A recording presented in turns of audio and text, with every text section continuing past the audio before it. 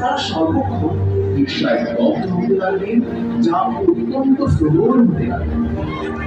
ক্রমশ তাদের নির্দেশ বৃদ্ধি পেয়ে তাদের বুদ্ধি নষ্ট হতে লাগল।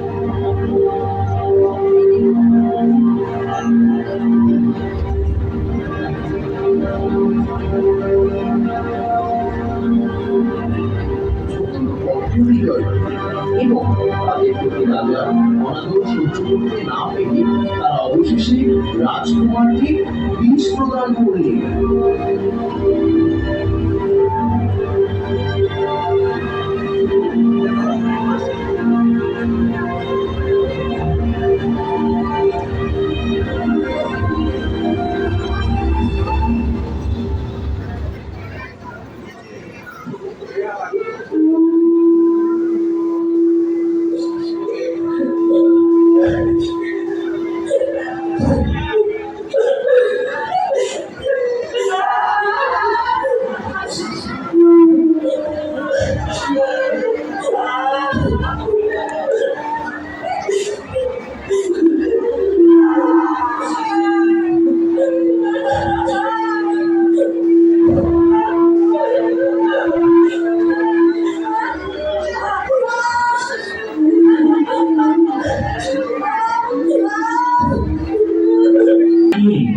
তার সঙ্গে তোমার কি সম্পর্ক? তুমি বলতে পারো তুমি তার পিতা এবং সে তোমার কিন্তু তুমি কি তেমন কালের প্রভাবে জড়দেবতার জীবনের কখনো মিলন হয়, আবার কখনো বিচ্ছেদ হয়।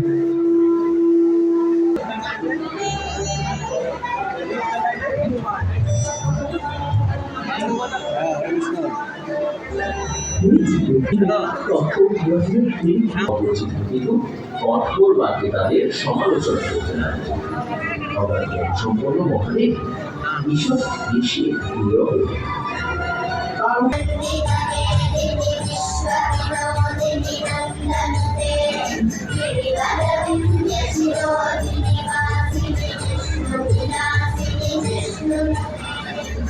হে উদ্ধত পুত্র, তুমি সাধুদের দ্বারা পূজিত ভগবান শ্রীকৃষ্ণের পাদপদ্মের আশ্রয় লাভের অযোগ্য, কারণ তুমি দুর্বিনীত এবং অহংকারে মত্ত।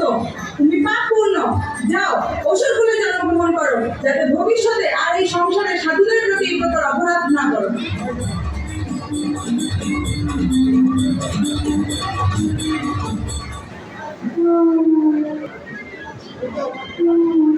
হে মাতা, আপনি যে আমাকে অভিশাপ প্রদান করলেন তা আমি অঞ্জলি দ্বারা গ্রহণ করছি।